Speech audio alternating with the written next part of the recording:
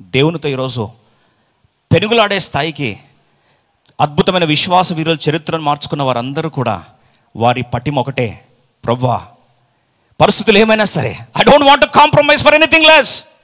నువ్వు లేకుండా ఇక్కడ నుంచి నేను విడిచిపెట్టిపోయే ప్రసక్తి లేదయ్యా, నేను విడిచిపెట్టే ప్రసక్తి లేదు. యెహోవా జీవం తోడు, నీ మీద ఒట్టేసి చెప్తున్నా, నువ్వు ఇక్కడ నుంచి కదిలి నా సమస్య దగ్గర నువ్వు వచ్చేదాకా, నా సమస్యను బాగు చేసేదాకా, నా సమస్య వాగ్దానాలు ఎక్కడైతే స్తంభించిపోయి ఉన్నాయో అవి తిరిగి చెలించేటట్లు చేసేదాకా నేను విడిచిపెట్టే ప్రసక్తి లేదు.